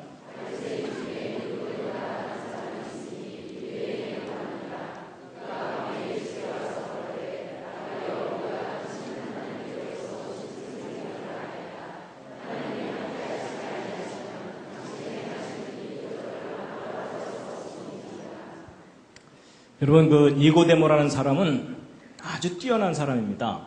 바리새인이라는 말은 종교적으로 거의 빈틈이 없는 사람이다 라고 말할 정도입니다. 그 다음에 유대인의 관원이라는 얘기는 세상적으로 출세한 거예요. 그렇죠? 여러분, 종교적으로도 세상적으로 다 출세했으니까 우리가 부러워할 만한 모델이 되는 사람이라고 볼 수 있어요. 근데 그 사람이 밤에 예수님께 와갖고, 선생님 참 훌륭한 일을 많이 하십니다, 이런 얘기를 했거든요. 근데 거기에 대해서 예수님께서요, 거기에 대해서는 대꾸도 안 하시고 아주 본질적인 얘기를 그냥 하십니다. 여러분, 예수님께서 이렇게 말씀하시는 걸 보면요, 약하고 좀 일반 대중들한테는 자세하게 차근차근 얘기해 주시는데, 좀 잘난 사람만 만나면 아주 본질적인 얘기를 그냥 해버리십니다. 그렇죠? 그러면서 이제 예수님께서 하신 말씀인데 함께 읽으시겠습니다. 시작. 예수께서 대답하여 가라사대, 진실로 진실로 내게 이르노니 사람이 거듭나지 아니하면 하나님 나라를 볼 수 없느니라. 니고데모가 가로되, 사람이 늙으면 어떻게 날 수 있삼나이까?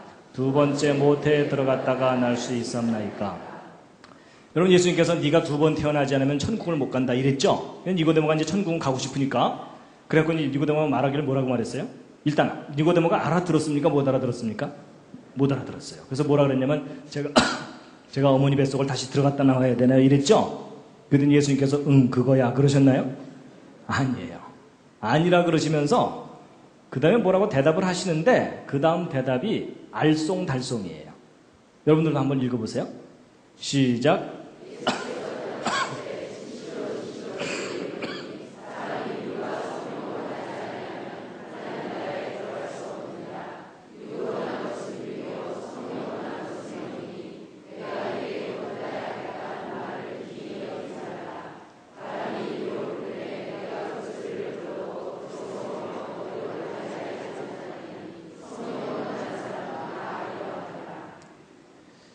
여러분, 저 예수님 하신 말씀 읽으시면서 그냥 뜻이 선명하게 깨달아지시는 분, 아니 있을 수도 있습니다. 그렇지만 일반 사람들은 대부분 다 저게 무슨 말인지 혼동이 돼요. 그렇죠? 예수님도 보세요. 내가 내게 거듭나야 하겠다는 하는 말을 이상하게 여기지 말라 이러셨죠? 이상하게 말씀해 놓으시고 나서 이상하게 여기지 말라 그러세요. 그렇죠? 예. 근데 이제 그것에 대해서 또 읽겠습니다. 시작.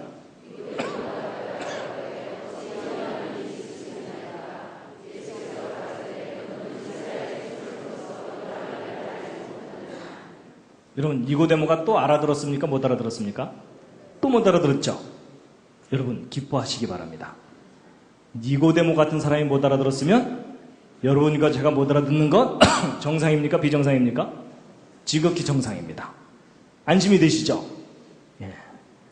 못 알아듣는 게 당연합니다. 여러분, 상당히 뛰어난 사람이 못 알아들었는데, 근데 이제 문제는 예수님의 대답이 문제예요. 너 선생인데 그것도 모르냐 이러셨죠? 그럼 적어도 남을 가르치는 사람이라면 알아야 된다는 얘기죠. 그래서 이제 제가요, 야, 이건 알긴 알아야 되는 건가 보다 하고 이제 생각을 하게 됐는데요. 여러분, 제가 이제 아까 마음은 말씀드렸지만 영혼에 대해서는 말씀을 안 드리고 넘어갔었죠. 이제 영혼에 대해서 말씀드릴 텐데요. 자, 시편 19편 7절에 아주 중요한 말씀이 있습니다. 영혼이 무엇과 관계되어 있는지를 말씀하시는 건데 함께 읽으시겠습니다. 시작. 예, 여호와의 율법은 완전해서 영혼을 소송케 한다는데 이게 말이 좀 어려운데 소송케 한다는 말은 기절했던 것을 깨어나게 한다든지 죽은 것을 살아나게 하는 거예요. 그렇죠? 그러니까 사람의 영혼을 되살아나게 하는 게 뭐라고요? 율법이죠. 그럼 여러분 일단 사람의 영혼이 무엇과 관계에 있다는 거냐면 율법과 관계에 있다는 얘기입니다. 그렇죠?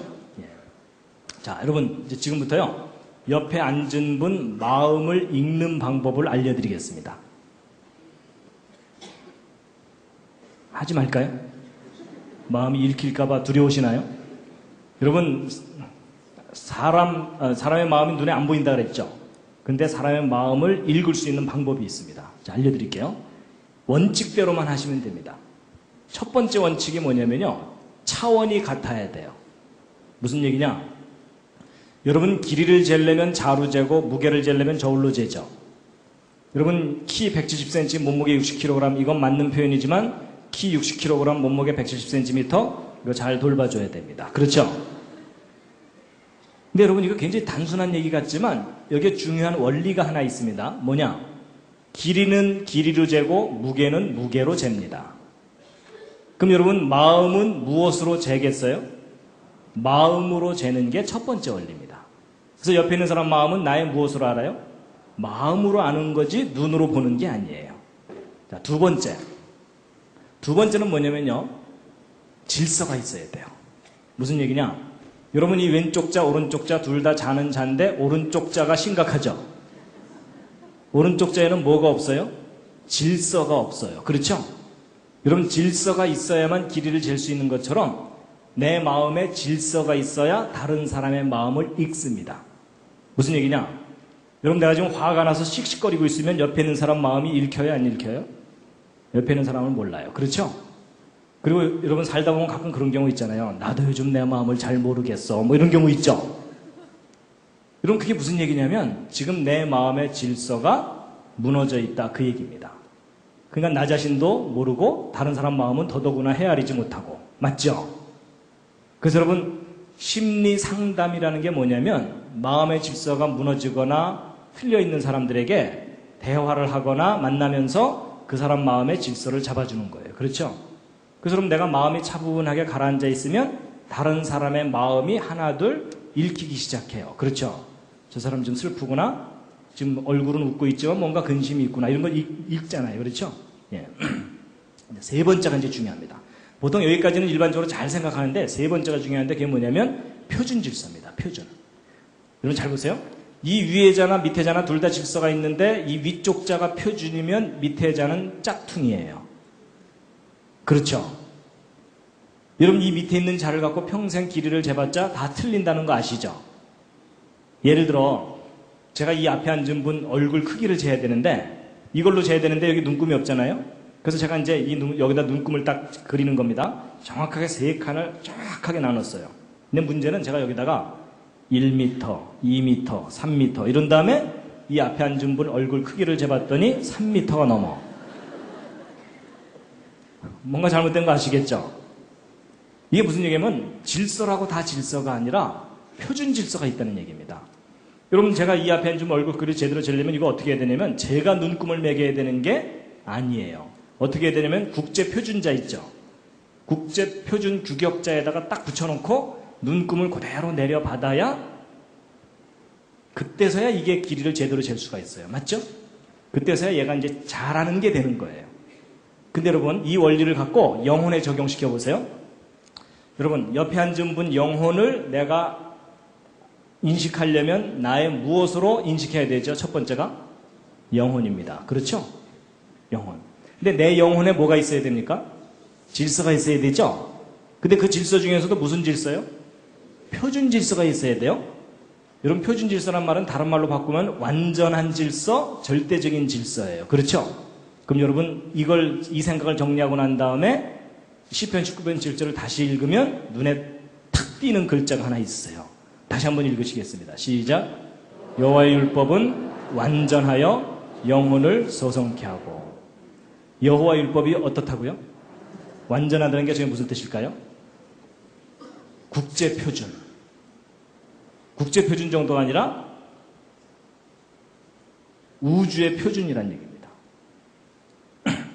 여러분 영혼 좀 쉽게 이해하면 이런 겁니다. 영어로는 뭐 스피릿, 소울 이렇게 얘기하죠. 여러분 혹시 해병대 스피릿 아십니까? 해병대. 여러분 해병대 스피릿을 한마디로 줄이면 뭐죠? 한 번 해병은 영원한 해병. 다 아시죠? 하도 여기저기 붙어 있으니까. 여러분 어떤 사람이 해병대에 들어가서 해병대에서 가르치는 교훈을 야 이게 너무 마음에 든다 해서 그냥 평생 해병대를 외치면서 해병대에서 가르치는 것을 자기 삶의 기준으로 삼고 살면 그 사람은 무슨 스피릿을 갖고 사는 걸까요? 해병대 스피릿을 갖고 삽니다. 그럼 어떤 사람이 불교에 가가지고서 불교 경전을 교육받고서 그것이 자기 삶의 기준이 돼버리면은 그 사람은 무슨 스피릿을 갖고 살게 되죠? 불교적인 스피릿을 갖고 살게 되는 겁니다. 근데 어떤 사람이 성경을 교육받고 아 성경이 이게 절대적인 진리구나라고 그 질서를 자기 것으로 받아들이고 살면 그 사람은 무슨 스피릿을 갖고 살게 될까요? 성경적인 스피릿을 갖고 사는데 만약에 그 성경이 진리라면 진리의 스피릿을 갖고 삽니다. 그렇죠? 거룩한 스피릿을. 그럼 여러분 보세요. 불교인과 기독교인이 만나서 대화를 하면 스피릿이 통할까요? 안 통할까요? 단답형으로 대답하시면 안 됩니다. 어떤 건 통하고 어떤 건 안 통합니다. 착하게 살자는 통해요. 뭐가 안 통할까요? 구원에 관한 메시지가 안 통해요. 그렇죠? 그래서 그걸 뭐라 그러냐면은 스피릿이 다르다고 얘기합니다. 좀 지금 이해가 되시죠? 자, 그러면 이제 이걸 이제 아셨다면 이제 거듭남에 대해서 이제 다시 돌아와서 얘기합니다. 여러분 거듭난다는 말은 두 번 태어난다는 말이거든요. 그럼 여러분 첫 번째 태어나는 게 있으니까 두 번째 태어나는 게 있는 거죠. 그리고 둘 다 태어나는 것이 비슷하니까 태어난다고 표현했겠죠. 그럼 여러분 두 번째 태어나는 게 뭔지를 정확하게 알려면 첫 번째 태어나는 것을 연구해야 된다는 거 짐작하시겠죠. 자, 여러분과 저는 태어날 때 이 과정을 통해서 태어납니다. 기억나십니까? 그래서 아버지의 정자와 어머니의 난자가 결합이 돼서 이렇게 태어나도록 누가 설계하셨을까요? 하나님이 설계하셨어요. 그렇죠? 그래서 여러분 이런 식으로 태어나는 것이 바로 첫 번째 태어나는 겁니다. 초생이라고 하죠. 그렇죠? 자, 그럼 이제 이 부분을 다시 한번 좀 말씀드리면 이런 겁니다. 여러분 첫 번째 태어난 걸 우리가 알아야 되는데 첫 번째 태어날 때 아버지의 정자와 어머니의 난자인데 여러분 이 정자는요. 이 부분에 유전 정보가 있습니다. 제가 첫날 강의했던 그리고 여기에 이제 에너지가 있고 꼬리가 이렇게 있어갖고 이 에너지를 이용해서 꼬리로 헤엄쳐서 여기 있는 유전 정보를 이 난자에게 전달하는 것이 최선의 임무입니다. 그렇죠? 근데 이 난자는요. 어찌 보면 그 자체로 거의 완벽한 생명체라고 볼 수 있어요. 그래서 여러분 이 난자는요. 그 자체로 한 평생을 살아요. 그래서 만들어져서 배란이 돼서 끝날 때까지 한 사이클의 삶을 삽니다. 근데 이 난자가 한 사이클의 삶을 사는 동안 어떤 특별한 사건이 일어나지 않으면 이 난자는 그대로 죽어요. 그렇죠? 근데 이 난자가 한 사이클의 삶을 사는 동안 어떤 특별한 사건이 하나 일어나면 뭘까요? 이 정자 하나가 일로 들어오면 기적 같은 변화가 일어나요. 전혀 다른 모습으로 변해요. 물론 이 상태로 변하는 건 아니에요. 근데 여러분 이 난자 자체로서의 존재하고 사람하고를 비교해보면 너무나 차원이 달라요. 맞죠? 이건 기적이라고 할 정도로 엄청난 변화가 일어납니다. 그렇죠? 그런데 이제 이렇게 해서 태어난 이 사람도 이 난자처럼 또 한평생을 살아요. 그렇죠? 근데 이 사람이 한평생을 사는 동안 어떤 특별한 사건이 일어나지 않으면 이 사람은 이 난자처럼 또 죽어요. 그렇죠? 근데 이 사람이 사는 동안 어떤 특별한 사건이 한번 일어나면 그게 뭘까요? 마치 이 정자가 생명에 관한 정보를 갖고 들어오듯이 어떤 생명에 관한 메시지가 이 사람 속으로 들어가면 그러면 전혀 다른 모습으로 변해요. 그 다음 세상을 가게 돼요. 근데 여러분 뭔가 좀 닮지 않았어요? 그렇죠? 표정이 아닌 것 같다는 표정 드시면 뭔가 닮았죠? 여러분 이 난자는요 이 생명의 정보를 받아들이도록 설계가 돼 있어요. 그래서 이것을 받아들일 수도 있고 안 받아들일 수도 있어요. 선택적으로 받아들여요. 근데 사람도 마찬가지예요. 사람도 외부로부터 어떤 메시지가 있으면 그걸 받아들일 수도 있고 받아들이지도 않을 수도 있도록 설계가 돼 있어요. 여러분 제가요 여러분한테 여러분 잠깐 좀 일어나 주시겠습니까? 이래도 여러분 중에 그 말을 듣고 일어난 분이 있는가 하면 네가 뭔데 뭐 이러면서 안 일어날 수도 있잖아요. 그렇죠? 그런 것 같아요. 그런데 이 난자가 정자를 받아들이면 변하잖아요. 그렇죠? 근데 이 사람도 생명에 관한 메시지를 받아들이면 그 다음 세상으로 가요. 여러분 이게 첫 번째 태어나는 건 분명하죠. 그렇죠? 그렇다면 우리 인간에게 필요한 것은 외부로부터 생명에 관한 메시지가 내 속으로 들어와야 가는 거구나. 여러분 이 난자가 그 자체로 일로 못 가는 거 아시죠? 이 길로 들어와야만 가죠. 사람도 마찬가지예요. 태어났다고 해서 그냥 천국 가는 게 아니라 바깥에서 뭔가 들어와야 돼요. 근데 이걸 받아들여야 가요. 그래서 제가 이렇게 살기로 했어요.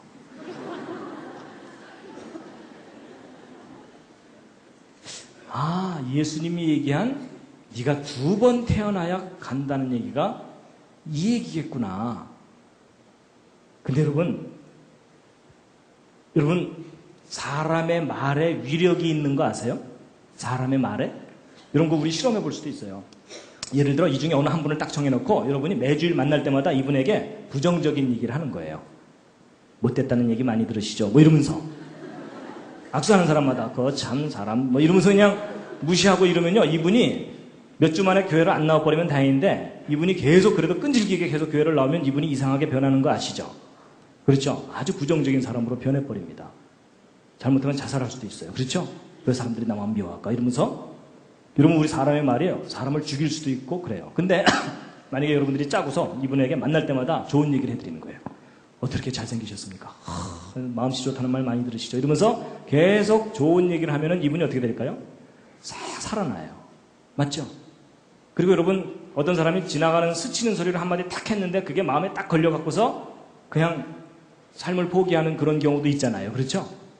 여러분 사람의 말도 위력이 있을진데 거룩하신 하나님의 그 말씀이 사람의 영혼을 살리고 죽이는 위력이 있지 않느냐 하는 얘기라는 겁니다. 그럼 결국 무슨 얘기예요? 사람은 영적인 존재이기 때문에 어떤 메시지를 자기가 받아들일 수도 있고 받아들이지 않을 수 있는데 어떤 진리의 메시지를 자기가 정말 마음으로 받아들이면 그 말씀 때문에 그 다음 세상을 간다는 거예요. 하여튼 저는 이렇게 우기고 있습니다. 그래서 여러분 이제 성경 좀 읽고 이제 마칠 텐데요. 요한복음에 이 말씀들이 참 잘 나와 있어요. 요한복음을 쭉 한번 읽어보시면 알지만요. 요한복음의 키워드가 뭐냐면 말씀입니다. 말씀. 기독교는 말씀의 종교라고 하는데 말씀입니다. 자, 함께 읽으시겠습니다. 시작. 태초에 말씀이 계시니라. 이 말씀이 하나님과 함께 계셨으니 이 말씀은 곧 하나님이시라. 여러분 이 말씀이 하나님이래요. 여러분 사람들이요 하나님 보여달라고 그러죠? 여러분 하나님은 말씀으로 우리가 깨달을 수가 있습니다. 그런데 또 읽겠습니다. 시작. 말씀이 육신이 되어 우리 가운데 거하심에 우리가 그 영광을 보니. 여러분 그 말씀이신 하나님이 사람의 모습으로 오신 분이 누구예요? 예수 그리스도입니다. 그러니까 예수 그리스도는 곧 말씀이에요. 그래서 요한복음 8장 47절 함께 읽으시겠습니다. 시작.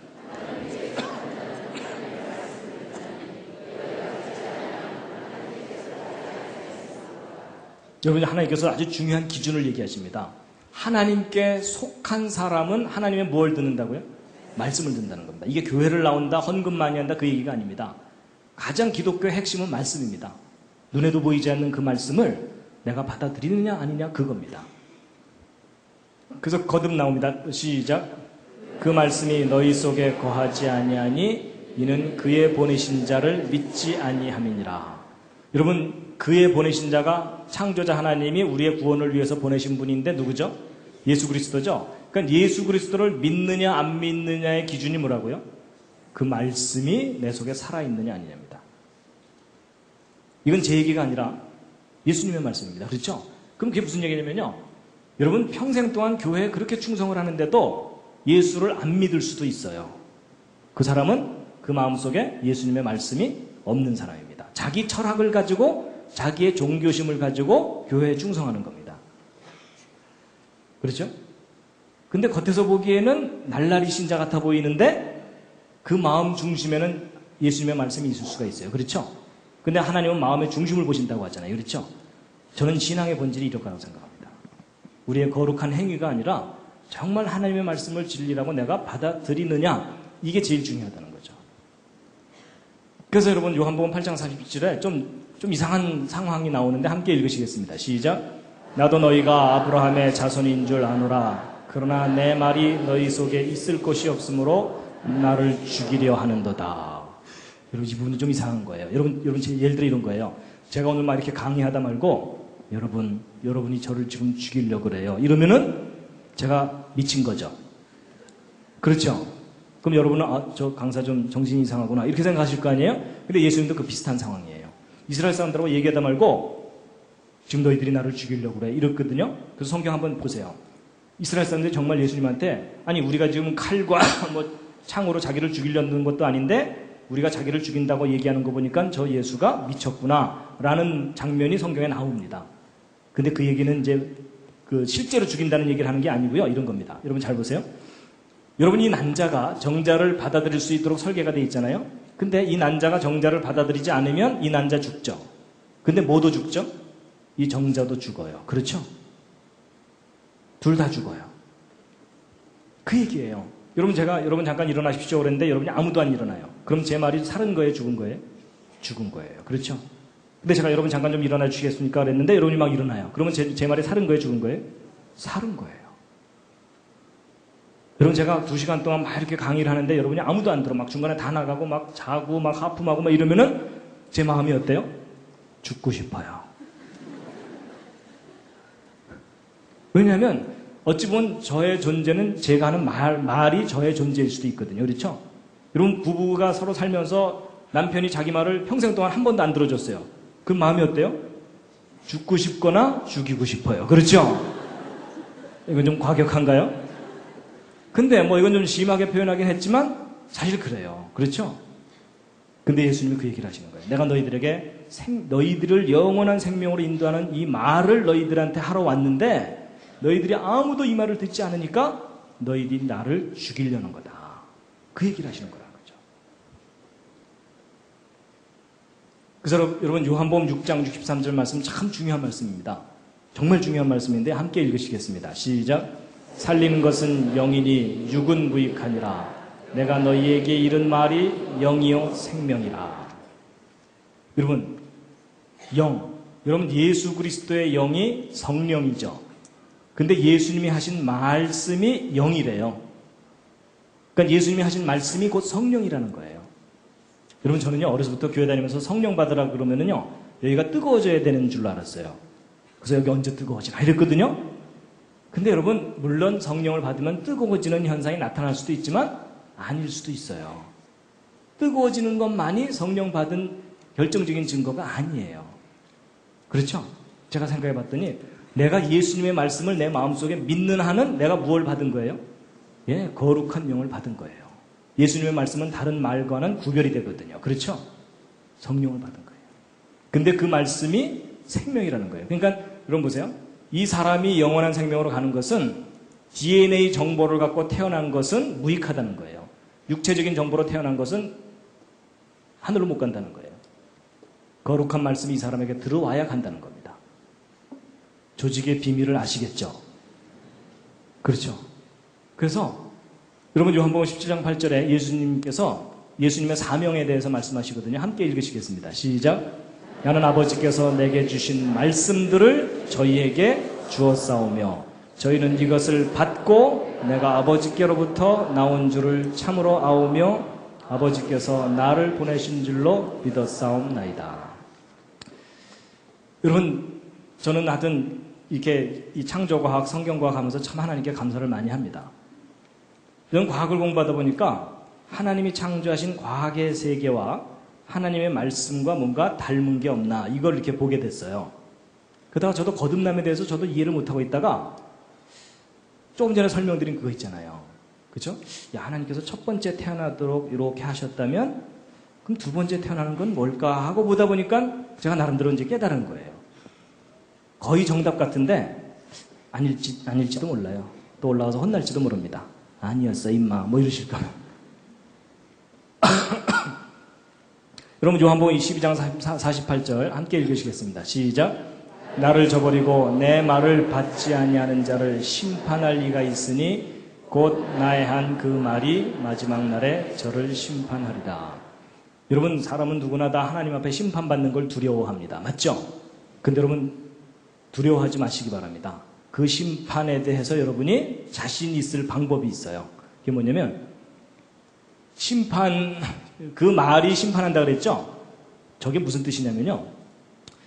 예를 들면 이런 거예요. 우리가 이제 하나님 앞에 딱 갔을 때 요즘 그 인터넷에 검색 프로그램 같은 거 있잖아요. 그렇죠?